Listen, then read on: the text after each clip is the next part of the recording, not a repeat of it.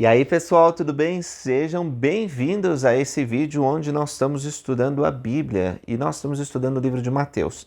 Eu parei com vocês no versículo 31 do capítulo 5 de Mateus, onde ele está falando do Sermão da Montanha. E continuando esses ensinamentos, o Senhor Jesus Cristo diz o seguinte: também foi dito, qualquer que deixar sua mulher, dê-lhe carta de divórcio. Eu, porém, vos digo que qualquer que repudiar sua mulher, a não ser por causa de fornicação, faz que ela cometa adultério. Qualquer que casar com a repudiada, comete adultério. Deixa eu dizer para vocês um pensamento sobre o que Jesus Cristo está ensinando aqui. Jesus traz uma lei maior. Na lei de Moisés, o divórcio era possível em certas circunstâncias. Mas o Senhor está dizendo aqui, e ele vai falar depois mais sobre isso, sobre a importância do casamento. Homem e mulher casados formam uma unidade sagrada para Deus. E o divórcio só pode ocorrer em situações extremas. Jesus Cristo ensinou que isso pode acontecer quando houver fornicação. A fornicação é a relação sexual ilícita de pessoas solteiras e de pessoas casadas, né? Normalmente nós chamamos de adultério quando a pessoa ela tem uma relação sexual fora do casamento. Mas você tendo um comportamento sexual traindo a sua esposa, traindo o seu marido, então pode-se dar carta de divórcio, como é dito aqui. Mas Jesus Cristo, ele trouxe essa lei maior dizendo, olha, na lei divina de Deus, no padrão mais elevado, não tem divórcio. Vocês ficam achando vários motivos para se divorciar, mas o casamento é sagrado. E Cristo vai ensinar mais sobre a importância do casamento depois, né? Dizendo, por exemplo, o que juntou Deus não separe o homem.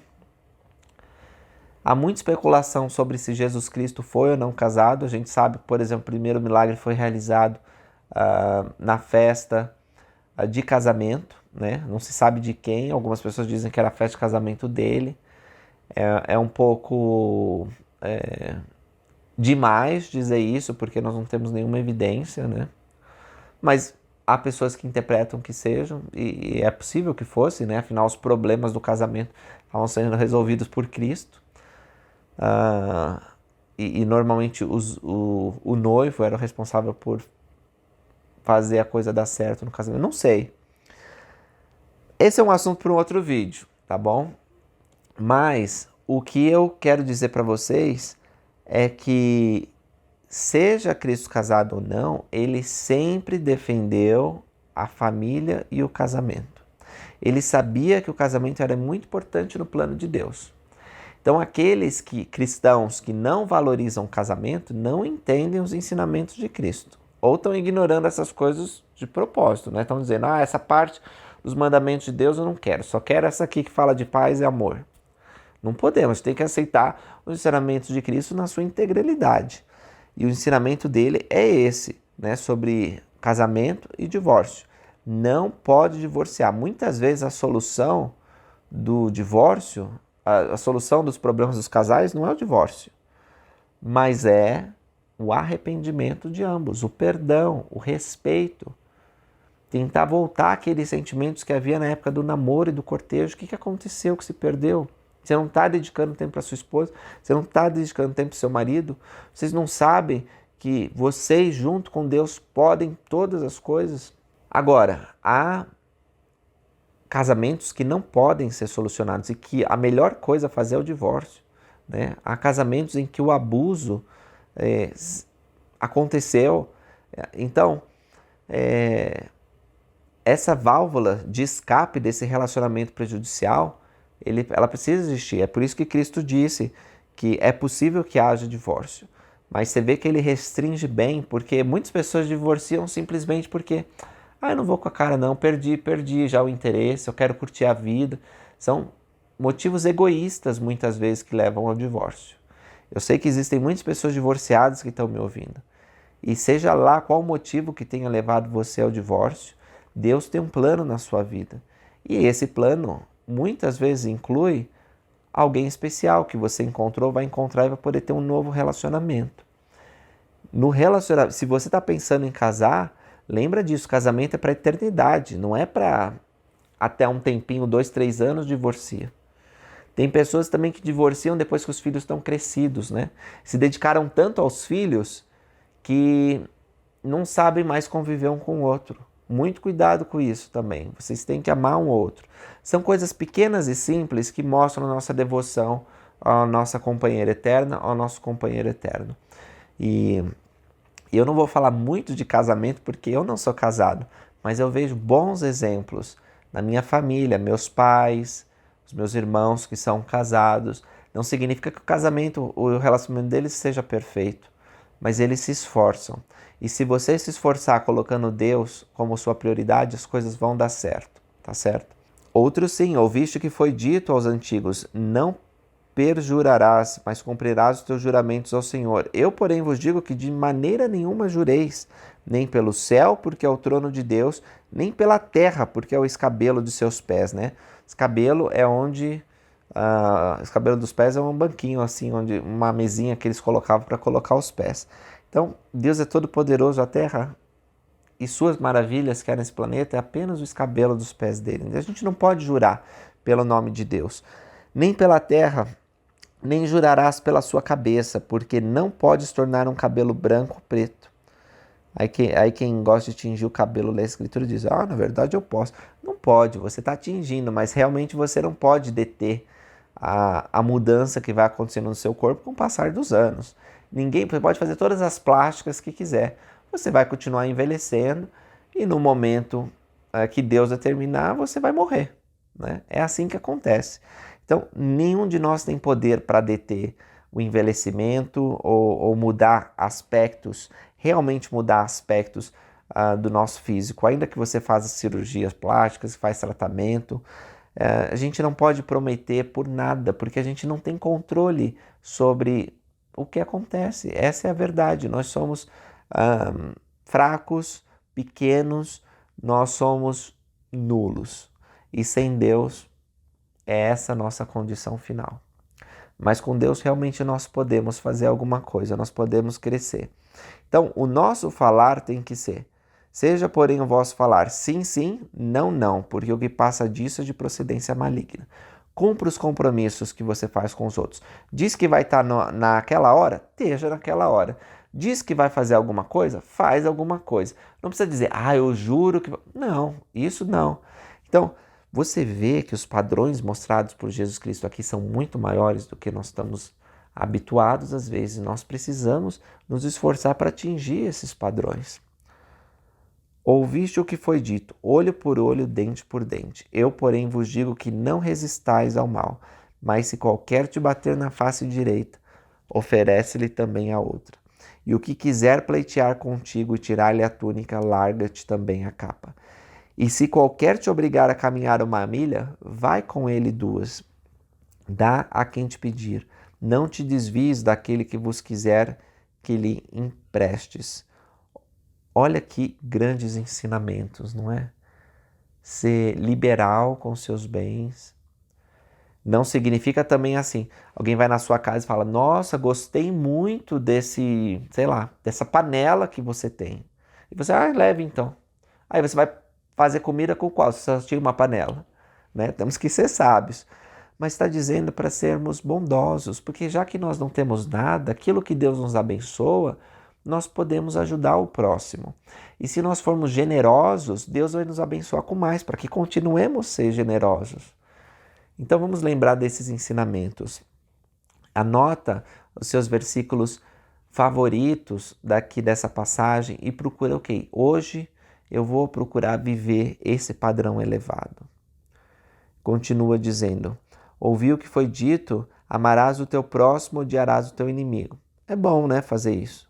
Você está vivendo na lei de Moisés, se esse é o seu padrão.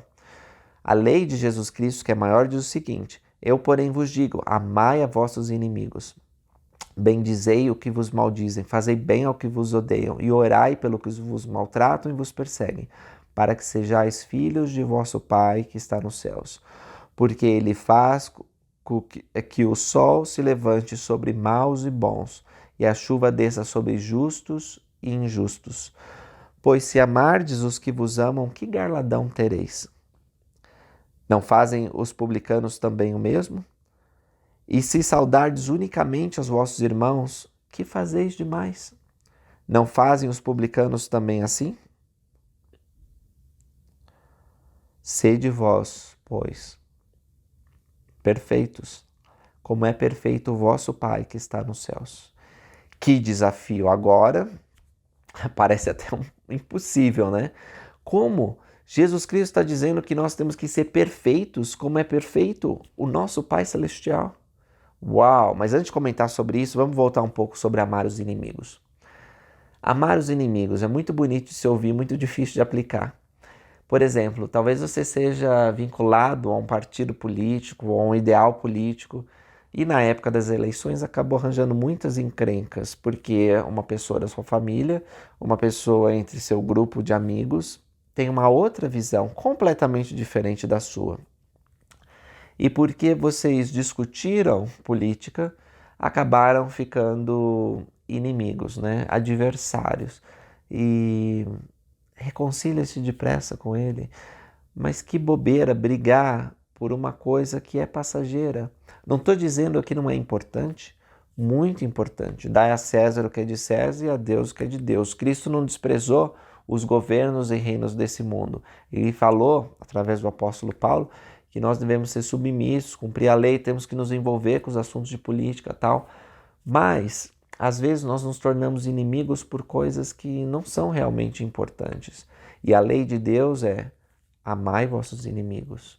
Amar, olha só, a palavra amar é uma palavra forte, é uma palavra que significa respeitar, é uma palavra que significa admirar, é uma palavra que significa conviver com afeto e não é nenhum significado que a gente quer colocar perto da palavra inimigo. Se a gente classifica alguém como inimigo, normalmente o verbo amar não vai estar por ali não. Mas nos ensinamentos de Cristo, no evangelho dele, é assim que funciona. Então, amai vossos inimigos, bendizei os que vos maldizem. Às vezes alguém falou mal de você e você ficou sabendo que fulano disse isso e aquilo. Qual a sua atitude quando você encontra tal pessoa? Ei, eu fiquei sabendo que você falou mal e vai lá para cima? Ou você trata bem? Ignora aquela situação, procura mostrar um amor maior. Talvez na sua mente venha assim: bom, essa pessoa não me conhece tão bem, vou mostrar para ela que sou diferente. Vou mostrar amor para que ela me conheça como verdadeiro discípulo. Então, existem muitas coisas que nós podemos mudar. O Sermão da Montanha, ele coloca esse desafio para nós. Nós temos que nos esforçar para chegar nesse padrão. Ser perfeito não é possível nessa vida. Jesus Cristo disse: sede vós perfeitos como é perfeito vosso Pai que está nos céus. Mas essa é a meta que Ele nos deu. E por meio dele nós vamos nos aperfeiçoando. E no outro lado, quando nós morrermos, por causa do nosso esforço e por causa da graça dele, que nos salva, nós poderemos nos tornar perfeitos. Então temos aqui uma perfeição finita para atingir, né? Temos uma limitação, mas nós podemos melhorar a cada dia. Você pode ser perfeito em coisas como orar todos os dias a Deus. Você pode ser perfeito em seu estudo das Escrituras. Você pode ser perfeito em mostrar caridade. Você pode ser perfeito em sorrir, abraçar e deixar os outros se sentirem bem. Tem tantas coisas que podemos trabalhar. Em tudo nós não vamos ser perfeitos, porque nós somos mortais, nós estamos sujeitos a uma série de fraquezas, mas nós podemos melhorar a cada dia, com essa grande meta de se tornar como nosso Pai Celestial. Pouco a pouco, como filhos dele, vamos seguindo o nosso irmão mais velho, primogênito de toda a criação, o Senhor Jesus Cristo. Era isso que eu queria conversar com vocês. Nós acabamos o capítulo 5 de Mateus e a gente vai voltar a estudar na próxima aula o capítulo 6. Beleza? Obrigado por vocês assistirem, pelos comentários excelentes que vocês fazem. Eu fico muito emocionado ao ler cada um de vocês, os elogios que vocês dão. Isso me motiva a fazer mais e mais. Até a próxima, pessoal!